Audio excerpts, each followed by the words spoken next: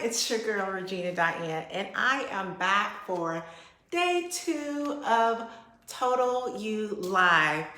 Man, the first day was just awesome and amazing, and I want to absolutely thank you guys again for joining me on your lunchtime. And I pray again that you're here on your lunchtime and that you have your food. And so today is just a little bit of spiritual food. Just as a recap, Total You Live is just a 5-day live event conversation.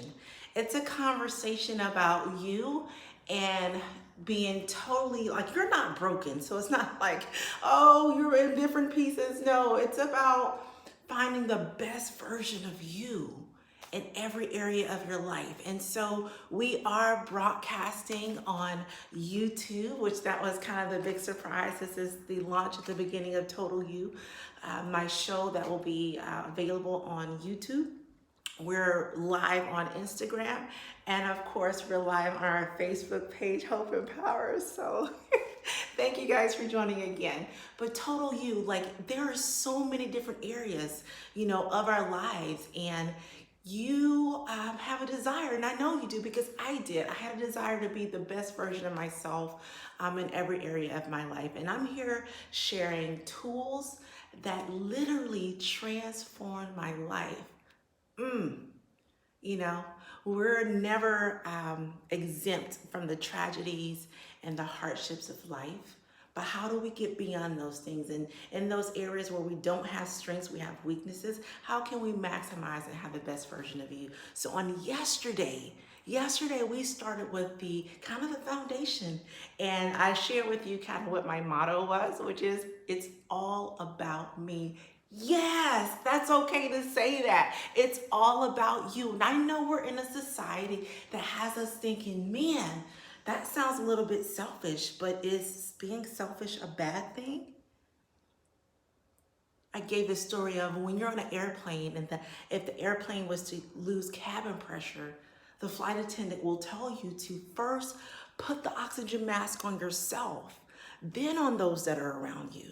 But oftentimes, especially as women, as moms, we're serving, we're working, we're entrepreneurs, we're serving in the home, we're ministering to our children, to our husbands, and man, sometimes there's just not a lot of us left, right? And if your tank is empty, if your cup is empty, that's where the frustration comes. So we talked about reconnecting with yourself yesterday.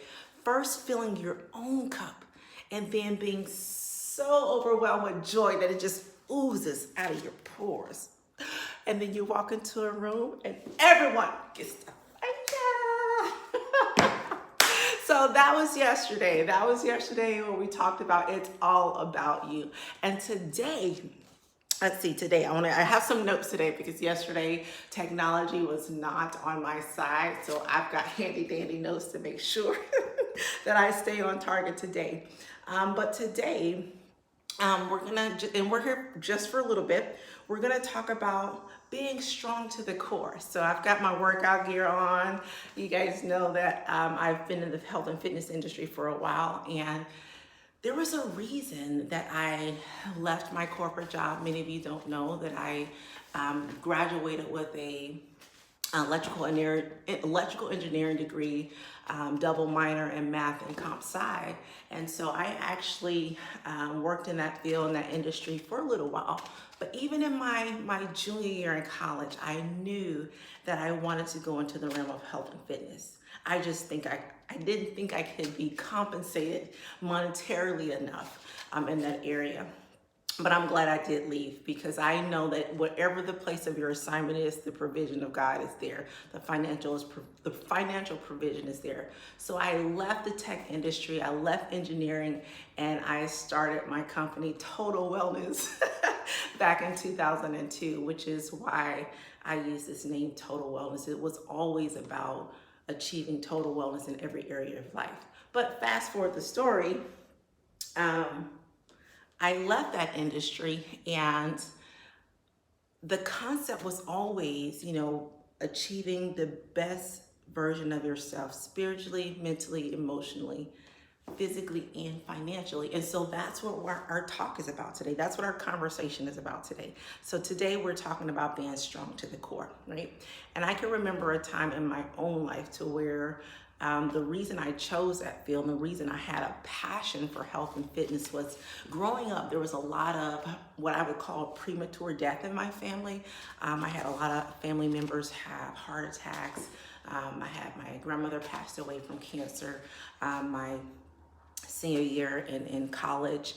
And I just knew that that wasn't the way that we had to live. And so I've always been very intentional and very purposeful about, the area of health and fitness and staying active. Well, little did I know that there's so much more than just what we eat and how well we move. And we're going to talk about that, right? But really being strong to the core, we are a three-part being, meaning we have a spirit. We are a spirit that has a soul, and we live in a physical body. Yes? Yes.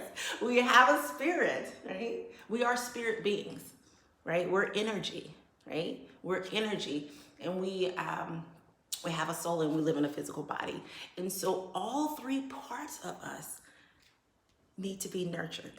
Right? I know a lot of times when you talk about wellness and fitness, it's all about what do I eat, what type of exercise, and those things are important. But even beyond that, your spirit, which is the soil from which all things grow, right?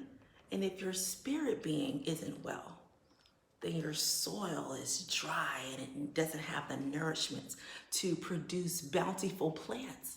So I'm going to challenge you today and say, how are you nourishing your spirit?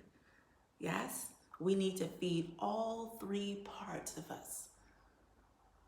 Yeah, and today we're going to go for the lowest hanging fruit. So we're going to talk about each one of those areas, and whichever one you say, oh yeah, I probably need to give a little bit more time, a little bit more attention, whatever that is for you.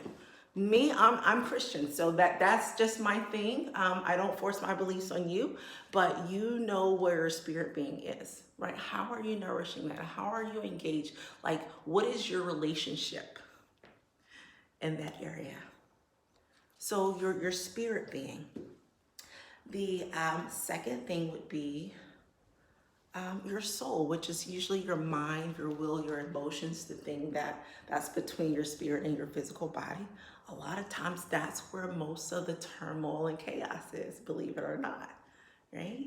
We are such a go, go, go busy society, right? That's where now we're hearing a lot more about being mindlessness, or we're hearing more about meditation. Meditation is not a religion or a belief.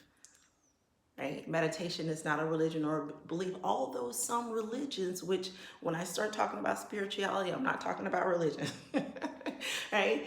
Although some religions or some spiritual beings or spiritual beliefs do heavily equate and rely and connect with meditation, that doesn't mean that just meditating itself is connected to one particular religion. So I'm going to challenge you. Meditation can just be being still and being quiet. I think oftentimes we're actually kind of afraid of the thoughts that are going on in our head. Like, right? I know we are amazing beings. We're amazing. Like, we have amazing gifts, talents, and abilities. But sometimes there are some of these like really thoughts that we don't want people to know. Like, if people really knew some of the thoughts that were in my head. So, but it's okay. Learn to embrace, your greatness, your shine, as well as your shadow. But mindlessness, how much time are you spending being still, being quiet?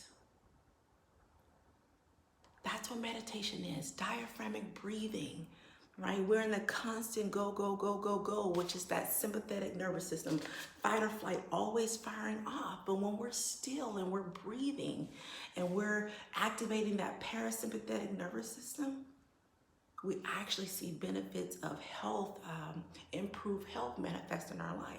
So there's a huge benefit to being mindlessness. I personally practice transcendental meditation, and honestly, I had no idea like the power of it until I got too busy to practice. I recently shared a story. Now, this is the first time that I've ever physically had something going with my health. And it was very debilitating to where literally I had to gain control of my thoughts. And it was last November 2018, a good friend of mine, Brisa Alfaro, she shared her story of having